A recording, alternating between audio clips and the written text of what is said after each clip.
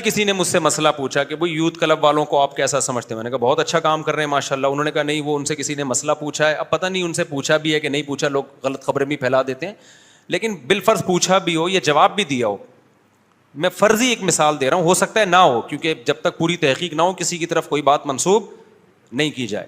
تو youth club والوں کو تو میں بھی بڑا سپورٹ کرتا ہوں, بہت اچھا کام کر رہے ہیں. انہوں نے کہا وہ نماز جو سکھا رہے ہیں لڑکیوں کو, وہ کہتے ہیں مرد اور عورت کی نماز میں کوئی فرق نہیں ہے, کوئی حدیث اس بارے میں نہیں ہے.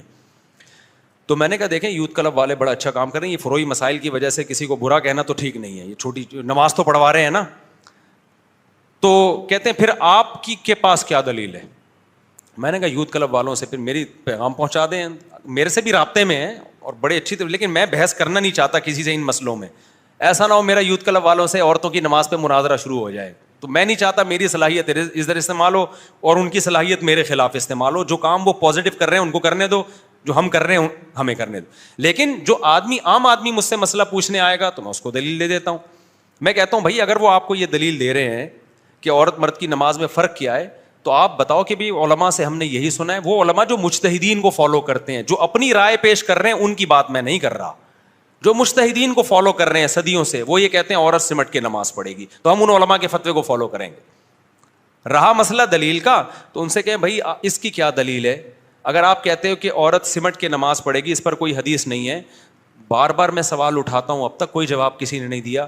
اس کی کیا دلیل ہے کہ عورت صفا مروہ میں چلے گی, دوڑے گی نہیں؟ کہیں بھی حدیث میں نہیں ملتا کہ عورت چلے گی. بلکہ حدیث میں تو یہ ملتا ہے, جیسے حدیث میں ملتا ہے جیسے میں نے نماز پڑھی ایسے پڑھو.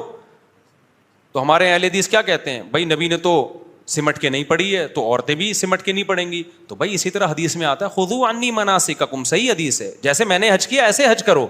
تو نبی تو صفا مروہ میں دوڑے ہیں, تو عورتیں کیوں نہیں دوڑ رہی ہیں؟ نہیں آئی بات میرا خیال ہے.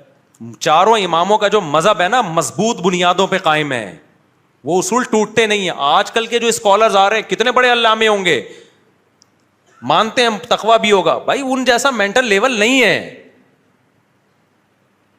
وہ ان کی علمی اپروچ نہیں ہے, تبھی تو پوری دنیا نے ان کو فالو کیا ہے. آج کسی اسکالر کو اتنا تھوڑی کوئی فالو کر رہا ہے, بڑے بڑے علاموں نے ان چاروں کو فالو کیا ہے. آج کے اسکالر میں 4 فالو کر رہے ہوں گے تو 4000 مخالفت کر رہے ہوں گے. تو کون زیادہ لائق اتباع ہے, ان کی تحقیق کو مانے یا ان کی تحقیق کو مانے؟ تو ان کی تحقیق کو مانا جائے گا, جو صدیوں سے امت اس کو مان رہی ہے. تو یہ اس کی کیا دلیل ہے کہ بھائی جو یہ کہتا ہے نا مرد عورت سمٹ کے نہیں مردوں کی طرح پڑے گی, حدیث میں نہیں ہے. تو حدیث میں یہ بھی نہیں ہے کہ عورت چلے گی. بعض لوگ فوراً حدیث پیش کرتے ہیں کہ حضرت عائشہ کا قول ہے کہ تمہارے لیے ہم میں اسوہ حسنہ ہے, نمونہ ہے, ہم چلتے ہیں تو تم بھی چلو. پہلی بات, حضرت عائشہ کا یہ قول کسی صحیح سند سے ثابت نہیں ہے. ناصر الالبانی رحمہ اللہ نے خود اعتراف کیا کہ یہ قول صحیح نہیں ہے. اور دوسری بات, وہ بھی تو حضرت عائشہ کا قول ہو گیا نا. جب عائشہ کا قول حدیث کے قول کے مخالف ہوگا تو کس کو لیا جائے گا؟ پیغمبر کے قول کو لیا جائے گا نا. کیونکہ بار بار لوگ کہتے ہیں کسی امتی کو پیغمبر کے مقابلے میں ترجیح نہیں دینی. نبی تو کہہ رہے ہیں جیسے میں نے کیا ایسے کرو, اور حضرت عائشہ کہہ رہی ہیں کہ نہیں ہم جیسے کر رہے ہیں ویسے کرو. تو آپ جیسے اب کبھی ابو حنیفہ کو نبی کے مقابلے میں لے آتے ہو, کبھی امام شافعی کو لے آتے ہو, تو اسی طرح تو حضرت عائشہ کا مقابلہ بھی نبی سے ٹھیک نہیں ہے. اور اگر حضرت عائشہ ہی کو فالو کرنا ہے تو حضرت عائشہ تو یہ بھی کہہ کے گئی ہیں, بخاری میں لکھا ہوا ہے کہ اگر نبی ہمارے زمانے کی عورتوں کو دیکھ لیتے تو عورتوں کو مسجدوں میں آنے سے روک دیتے. دلیل دیتے کہ نہیں, نبی نے کیا فرمایا, لا تمنعوا اماء اللہ من المساجد, عورت بھی مسجد میں آئے گی, عورت کو نہیں روک سکتے آپ. وہاں آپ حضرت عائشہ کے قول کو کیوں نہیں لے رہے جبکہ وہ صحیح سند سے ثابت ہے؟ تو کہیں بھی اصول جو ہے نا یہ ٹکتے نہیں ہیں. تو میں ان لوگوں سے سوال کرتا ہوں جو عورت کو کہتے ہیں سمٹ کے نماز نہیں پڑھے گی, چوڑی ہو کے مردوں کی طرح نماز پڑھے گی, اور دلیل مانگتے ہیں, تو وہ دلیل اس پہ بھی ہمیں دیں کہ عورت صفا مروہ میں چلے گی دوڑے گی نہیں. وہ اس پہ بھی دلیل دیں کہ عورت رمل نہیں کرے گی. ہم جب جاتے ہیں نا عمرہ کرنے, حج کرنے, تو پہلے 3 چکروں میں سینہ اکڑا کے کرتے ہیں. عورت سینہ نہیں اکڑاتی, حالانکہ نبی نے تو سینہ اکڑایا ہے, اور نبی نے فرمایا کہ جیسے میں نے عمرہ کیا حج کیا ایسے کرو. تو عورت کو بھی آپ حکم دیں. نبی صلی اللہ علیہ وسلم نے زور سے لبیک کہا, عورت کیسے لبیک کہتی ہے؟ آہستہ لبیک کہتی ہے. کوئی دلیل نہیں ہمارے پاس. عبداللہ بن عمر کا ایک قول ہے, وہ بھی ضعیف سند سے ہے, وہ بھی صحیح حدیث نہیں ہے. تبھی میں نے کہا تھا کہ آج کل کے جو نئے اسکالرز آ رہے ہیں نا, اب یہ اجتہاد کر کر کے ہر اجماعی مسئلے کو چینج کریں گے. تو ہمارے پاس کیا دلیل ہے صفا مروہ میں چلنے کی؟ اجماع امت. کیا دلیل ہے بھائی؟ صدیوں سے اسی طرح ہوتا چلا آ رہا ہے. امت گمراہی پہ جمع نہیں ہو سکتی. امام بخاری نے ایک روایت پیش کی ہے کہ اسلاف سے کہ ایک خاتون مردوں کی طرح نماز پڑھتی تھیں. ہم کہتے ہیں یہی دلیل ہے کہ ان کے علاوہ ساری عورتوں کی طرح نماز پڑھتی تھیں. ٹھیک ہے نا؟ تبھی امام بخاری کو ایک خاتون ملی, ان کا تذکرہ کر دیا. اور پھر چاروں اماموں کا اجماع ہوا ہے اس کے اوپر. پھر وہی جیسے صفا مروہ پہ چلیں گی, دوڑے گی نہیں. کیوں؟ اجماع امت ہے بھائی. لبیک آہستہ کہیں گی, کیوں؟ اجماع امت ہے. تو اسی طرح صدیوں سے سعودی عرب میں بھی آج سے 100 سال پہلے آپ جائیں تو ان کے بوڑھوں سے پوچھیں, وہ کہیں گے ہمارے یہاں بھی عورتیں سمٹ ہی کے نماز پڑھا کرتی تھیں. تو یہ تو اب چینج ہوا ہے سعودی عرب میں. جیسے صدیوں سے 20 ہو رہی تھی, اب 8 کر دی انہوں نے, 10 کر دی. تو صدیوں سے جو چیز چلی آ رہی ہے وہ ٹھیک ہے, جو آج چینج ہو رہی ہے وہ ٹھیک نہیں ہو سکتی. سمجھتے ہو کہ نہیں سمجھتے ہو؟ تو اب کیا ہوا ہے کہ میں نے ایک پیش گوئی کی تھی کہ دیکھنا اب جو جدید جو اسکالرز آ رہے ہیں نا, وہ اجماعی مسائل کو چینج کریں گے اور وہی کہیں گے کہ اس پہ کوئی دلیل نہیں ہے. اور میں نے ایسی پیش گوئی کر دی تھی کہ دیکھنا کچھ اسکالرز فتویٰ دیں گے کہ عورت صفا مروہ میں چلتی کیوں ہے, عورت دوڑے گی, کیونکہ چلنے کی کوئی دلیل نہیں ہے.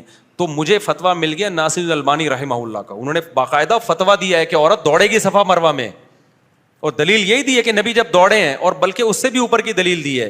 بھائی جب نبی دوڑے ہیں, بلکہ حضرت ہاجرہ وہ تو خاتون تھی نا, حضرت ابراہیم کی زوجہ, تو جن کی سنت میں ہم دوڑ رہے ہیں وہ تو عورت تھیں, تو عورتوں کو تو اور دوڑنا بنتا ہے. اب جب انہوں نے فتویٰ دیا نا تو لوگ حیران ہیں, بھائی یہ تو زندگی میں کبھی ایسا ہوا ہی نہیں. تو سعودیہ ہی کے مفتیان کرام میں ان پہ رد کیا, انہوں نے بولا بھائی یہ تو اجماع امت سے ثابت ہے, اس پہ دلیل کی ضرورت نہیں ہے. تو ہم کہتے ہیں حضرت یہ بھی اجماع امت سے ثابت ہے کہ عورتیں سمٹ کے نماز. آپ پرانے فتاوی میں کوئی ایک قول تو کسی مجتہد کا دکھا دو, ہم آپ کو دکھائیں گے ابو حنیفہ کی کیا قول ہے, امام شافعی کا کیا قول ہے, امام احمد کا کیا قول ہے, امام مالک کا کیا قول ہے. یہ سارے بڑے بڑے محدثین تھے بھائی. امام احمد تو امام بخاری کے استاذ ہیں. آپ آج کے اسکالر, اچھا پھر لوگ کیا کہتے ہیں, ہم دیوبندیوں مفتیوں کو نہیں مانتے, ہم مانتے ہیں وہ فلانے مفتی وہ عربی ہیں. بھائی میں نہیں کہہ رہا ہمیں مانو, امام احمد امام بخاری کے استاذ ہیں, ہم ان کا فتویٰ پیش کر رہے ہیں.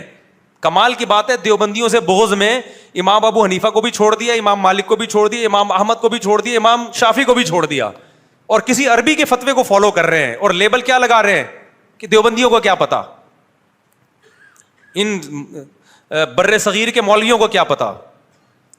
جو بھی علم حاصل کرے گا نا, وہ چاہے بر صغیر کا ہو, چاہے وہ انڈیا کا ہو, چاہے وہ بنگلہ دیش کا, اس کو سب پتا ہوگا. جو علم حاصل نہیں کرے گا وہ مکہ کے اندر بھی پیدا ہوا ہوگا نا, اس کو پتا نہیں ہوگا. تو اس لیے ملتے جلتے ناموں, میں نہیں کہہ رہا کسی عالم کی شان میں گستاخیاں کرنا شروع کر دیں, کسی عربی یا کسی سلفی, علماء سب ہمارے لیے قابل احترام ہیں, لیکن اختلافات میں کرو گے کیا؟ قرآن و سنت کی اس تشریح کو مانو گے جو ان ائمہ نے تشریح کی ہے. سمجھتے ہو کہ نہیں سمجھتے؟ بار بار میں یہ مضمون اس لیے بیان کرتا ہوں, اپنا منجن بیچنے کے لیے نہیں, صرف اس لیے یہ مضمون بیان کرتا ہوں کہ قرآن و سنت کے نام پہ امت کا شیرازہ بکھر رہا ہے, امت ٹوٹ رہی ہے بے لگام اونٹ کی طرح. کبھی کوئی ادھر سے فتویٰ نکل کے آئے گا, وہ کہہ رہے قرآن و سنت, وہ کہہ رہے قرآن. ہمارے مسقط میں ایک دوست ہیں میری, ان سے بڑی بحث ہوتی رہتی ہے. انہوں نے کسی عربی نا عالم کا مجھے ویڈیو بھیجی, کسی سلفی عربی عالم تھے, لال رومال, بڑے خوبصورت ماشاء اللہ. انہوں نے کسی نے مسئلہ پوچھا کہ کیا ہم پر لازم ہے کہ ایک فقہ کو ہم فالو کریں یا مجتہدین کو فالو کریں؟ انہوں نے کہا کلا, ہم صرف قرآن و سنت کے پابند ہیں. تو انہوں نے کہا دیکھیں کتنی مضبوط بات ہے. میں نے کہا یہ بات بہت مضبوط ہے, لیکن اس کے پیچھے یہ پیغام ہے کہ وہ قرآن و سنت کے پابند نہیں تھے. یہ ہیں باقی وہ کیا کر رہے تھے؟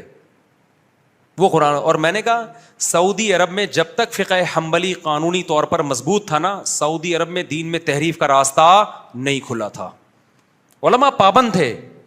سعودیہ ہی کے بڑے عالم سے کسی نے پوچھا کہ آپ فقہ حنبلی پہ فیصلہ کیوں کرتے ہیں, قرآن و سنت پہ کیوں نہیں کرتے؟ انہوں نے کہا ایسا سوال کر رہے ہو جیسے فقہ حنبلی قرآن و سنت کے علاوہ کسی اور چیز کا نام ہے, ٹھیک ہے نا, ایسا احمقانہ سوال.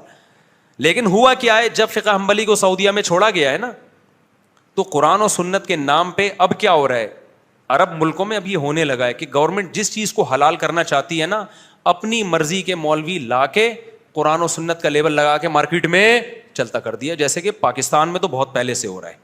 اگر پاکستان میں گورنمنٹ ایک فقہ کی پابند ہوتی نا, یا ایک کی نہ ہوتی, کم از کم اس کی پابند ہوتی کہ چاروں فقہ سے خروج کرنے کی آپ کو اجازت نہیں ہے, اتنی بھی پابندی ہوتی. تو یہ جو عدالت میں قرآن و سنت کے نام پہ تحریف کا راستہ کھلا ہوا ہے, یہ راستہ نہ کھلتا. اب جج گورنمنٹ پتہ کیا کرتی ہے, ایوب خان نے پہلے یہ کیا تھا. ایوب خان کو دوسری شادی پہ پابندی لگانی تھی, تو اس نے کیا کیا بھائی, یہاں کے مولویوں سے فتویٰ لیا, سب نے کہا بھائی حرام ہے, پابندی نہیں لگا سکتے آپ. اس نے کیا کیا, جب پابندی لگانی ہے, لبرل سیکولر حکومت بنانا ہے پاکستان کو, ایک لبرلزم کی طرف جانا ہے, مصر سے مولوی منگوائے. انہوں نے قرآن و سنت کو آڑا ترچھا کر کے نا فتویٰ دے دیا کہ ایکچولی ہم کیا کرنا چاہ رہے ہیں کہ دوسری پہ پابندی نہیں لگا رہے, ایکچولی اس کی کچھ حدود متعین کر رہے ہیں. اگر بے لگام چھوڑ دیا جائے لوگوں کو تو کیا ہوگا کہ ہر آدمی 4-4 8-8 لے کے گھومنا شروع کرے گا, عورتوں کے حقوق ضائع ہوں گے, یہ ہو جائے گا. ایسی لمبی چوڑی اس کی پوری تحریر ہم نے پڑھی ہے. وہ گھما کے نا, وہ جو مصر سے چند مولانا لوگ بلوائے انہوں نے, تو اس نے یوں ایکچولی اس کو یوں کر کے نا پہلی بیوی کی اجازت ضروری اور قرآن و سنت کے لیول لگا کے قانون بنا کے تھوپ دیا ہمارے اوپر. اگرچہ ہم پہ اثر, مجھ پہ تو بالکل بھی اثر نہیں ہوا, لیکن لوگوں پہ کیا کر دیا, بولو نا, تھوپ دیا. اس لیے علماء کہتے ہیں بھائی اگر لگام نہ دی نا ان لوگوں کو, لا جو صدیوں سے مرتب ہے اس کا پابند نہ بنایا, تو مولوی کو کون سنبھالے گا. مولویوں میں بھی تو 2 نمبر ہوتے ہیں, تو 2 نمبری کا دروازہ کم نہیں ہوگا بلکہ کھلے گا. جس مولوی کے دل میں لالچ ہوگی, اب دیکھو میں جب فتویٰ دیتا ہوں تو میں علماء کے سامنے جواب دہ ہوتا ہوں کہ یہ آپ نے نکالا کہاں سے ہے. میں کہتا ہوں قرآن و سنت سے, وہ کہتے ہیں قرآن و سنت سے تو یہ بھی نکال سکتے تھے, یہ بھی نکال سکتے تھے. تو اس پہ پہلوں نے اس کا بھی حوالہ دو کہ پہلوں نے کیا فتویٰ دیا ہے, قانون کیا جو مرتب ہے, تو اس کا ریفرنس مجھے لگانا پڑے گا, ورنہ میں قرآن و سنت کے نام پہ کچھ بھی نکال کے لوگوں کو بتاتا رہوں تو کچھ تحریف اس سے کم تھوڑی ہوگی. اس سے تحریف کیا ہو جائے گی, دروازہ چوپٹ کھل جائے گا تحریف کا. تو اب کیا کیا جو ایوب خان نے نا, وہ لا کے قرآن و سنت کا لیول لگا کے اتنے سارے قوانین کو اٹھ پٹانگ. پھر علماء نے کہا کہ عورت شوہر جب مرتا ہے تو عدت بھی ہوتی ہے, 4 مہینے 10 دن ہے, طلاق ہوتی ہے, تو عورت کہیں اور نکاح نہیں کر سکتی, 3 مینسز کا آنا ضروری ہے.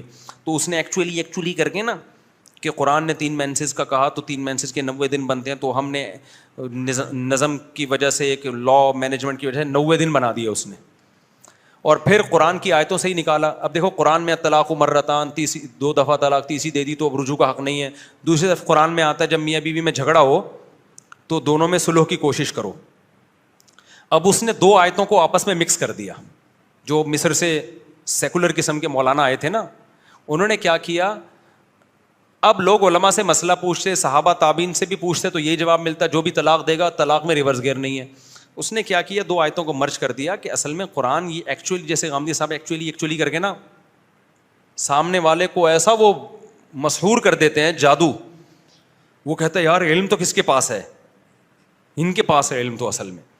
حالانکہ وہ پوری امت کے اجماع کے خلاف آپ آیت کی تفسیر کر رہے ہوتے, اس میں ایکچولی اور اس طرح کی چیزیں نکال دو تو بچتا ہی کچھ نہیں ہے. دلیل کی دنیا میں مضبوط نہیں ہوتا, وہ کسی صحابی کا وہ قول نہیں ہوتا. سارے صحابہ کے, 4 اماموں کے, اور جتنے بھی بڑے بڑے اسکالرز گزرے ہیں جنہوں نے دین کو سمجھا, ان کی ساری تحقیق ایک طرف ہو جاتی ہے, اور یہ ایک نئی تحقیق سامنے آئی ہوتی ہے. تو علماء کیسے مانیں گے اس کو بھائی. پھر لوگ کہتے ہیں بھائی اگر امت اتنے عرصے سے گمراہ رہی ہے تو آج ہم کو کوئی صحیح راستہ بتا رہا ہے تو مان لو نا. بھائی یہ امت اتنے عرصے سے گمراہ رہ ہی نہیں سکتی, یہ بات ہی غلط ہے. یعنی یہ امت, نبی آخری نبی ہے, امت گمراہی پہ جمع ہوگی نہیں. قرآن و سنت نے پہلے تو اس کو ثابت کیا ہے کہ یہ بات ہی غلط ہے کہ سارے غلط تھے اور 4 آدمی صحیح ہیں, یہ ہو ہی نہیں سکتا. تو اب کیا کیا, ایکچولی کر کے نا انہوں نے کیا کیا, قرآن کی 2 آیتوں کو ملا دیا آپس میں. ایک طرف قرآن میں آتا ہے وَإِنْ خِفْتُمْ شِقَاقَ بَيْنِهِمَا فَابْعَثُوا حَكَمًا مِّنْ أَهْلِهِ وَحَكَمًا مِّنْ أَهْلِهَا. میاں بیوی میں جھگڑا ہو جائے تو دونوں کی طرف حکمین آئیں گے, فیصلہ کریں گے, صلح و صفائی کریں گے. انہوں نے کیا کیا, انہوں نے کہا دھڑ دھڑ طلاقوں کا نظام ہے نا, یہ طلاقیں دے دی, یہ شریعت میں ہے ہی نہیں, لہذا دے بھی دی تو اس کا کوئی اعتبار نہیں. بلکہ جب بھی جھگڑا ہوگا بے شک طلاقیں ہی ہو جائیں, پہلے یونین کونسل ان کے درمیان میں بیٹھ کے کیا کرائے گی, صلح و صفائی. دونوں آیتوں کو آپس میں کیا کر, حالانکہ وہ ایک الگ آیت ہے, وہ طلاق سے پہلے کے بارے میں ہے, لیکن صاف الفاظ نہیں لکھے ہوئے کہ طلاق سے پہلے یہ کرنا ہے. کیونکہ یہ تو کامن سینس کی بات ہے نا کہ جھگڑا جب ہوگا تو صلح جب ہی ہوگی نا جب وہ میاں بیوی ہوں. طلاق کے بعد تو میاں بیوی رہے نہیں ہیں, وہ یہ تو کامن سینس کی بات تھی. تو ایسی سینس کی باتیں, کامن سینس کی, قرآن تھوڑی ان کو بار بار ہائی لائٹ کرے گا. تو قرآن نے کہا بھائی دونوں میں جھگڑا ہو تو پہلے سلو کی کوشش ہو, تو انہوں نے کہا بھائی دونوں میں جھگڑا ہو اور طلاق ہو بھی گئی تو قرآن تو کہہ رہے پہلے کیا کوشش ہوگی, سلو کی. اب سلو میں قرآن کہہ رہے اس خاندان کا, انہوں نے کہا خاندان واندان تھوڑی یونین کونسل ہی بنا دو نا, خاندان کے ٹینشن سے ہی بچت. اب پاکستان میں جو عدالتوں میں قانون چل رہا ہے وہ یہ چل رہا ہے کہ جب آپ طلاق دیتے ہیں تو عدالت نہیں مانتی اس طلاق کو, وہ تو لوگ عدالت کو نہیں مانتے, مفتیوں سے فتویٰ لے لیتے ہیں اس لیے, ورنہ کورٹ میں جو لا ہے وہ یہ ہے کہ یہ طلاق کنسیڈر نہیں ہے, بلکہ یہ طلاق کے پیپر پہلے یونین کونسل میں جائیں گے, یونین کونسل کے لوگ آئیں گے اور وہ دونوں میں سلو کی کوشش کریں گے, 90 دن کے اندر ہو گئی تو وہ طلاق کالعدم ہے, اگر نہیں ہوئی تو پھر یونین کونسل اس طلاق کو ویلڈ مانے گی تو ہوگی, وہ بھی ایک ہوگی ورنہ نہیں ہوگی. یہ اب امپلیمنٹ اس لیے نہیں ہوا اس قانون کا کہ یونین کونسل والا بھی کون سا آ رہا ہے بیٹھ کے, وہ بھی گھر بیٹھا ہوا ہے, اس نے کہا ہو گئی نہیں ہو گئی, ہمیں تو پیسے مل رہے ہیں, تو نہ وہ اپنی ذمہ داری پوری کر رہے ہیں نہ عدالتیں پوری کر رہی ہیں, تو اس لیے چل اسلام ہی رہا ہے. لیکن لا جو آپ کا بنا ہوا ہے نا وہ یہ ہے, اور اس سب پہ کیا لیبل لگایا ہوا ہے, قرآن و سنت کے عین مطابق. جب جنرل مشرف نے یہ جو خلا کا قانون بنایا کہ عورت کے پاس مکمل طلاق کا اختیار چلا جائے, اگر پاکستان میں لا ہوتا کہ چاروں اماموں کی جو تحقیق ہے اس کے بغیر قانون پاس ہو نہیں سکتا, تو کبھی بھی یہ خلا کا قانون پاس نہیں ہوتا, کیونکہ اسلام میں ہے ہی نہیں یہ خلا کا یہ والا سیٹ اپ. تو جنرل مشرف نے کیا کیا, قرآن و سنت کا لیبل لگایا, خلا کے لفظ قرآن سے لیا اور اپنی طرف سے اس میں ایڈیشن یہ کی کہ یک طرفہ اور بہت کچھ اوٹ پٹانگ, اور ہو سکتا ہے مفتی تو مارکیٹ میں ہر طرح کے مل جاتے ہیں, کچھ مولانا بھی مل گئے ہوں گے. چند دن پہلے ایک اسلامک یونیورسٹی کے ایک اسکالر کا پورا مضمون آیا ہے اور انہوں نے لکھا ہے کہ یک طرفہ خلا بھی صحیح ہے, عورت کو پورا. ایک اور مولانا صاحب ہیں, مولانا تو نہیں ہے اسکالر ہیں, ان کے بھی اپنی طرف سے ایک تحقیق چلا دی انہوں نے کہ مکمل عورت کو طلاق کا اختیار ہے, اس کو ہم کہیں گے خلا, حالانکہ یہ بالکل غلط ہے, اس پہ تو بہت سارے دلائل ہیں.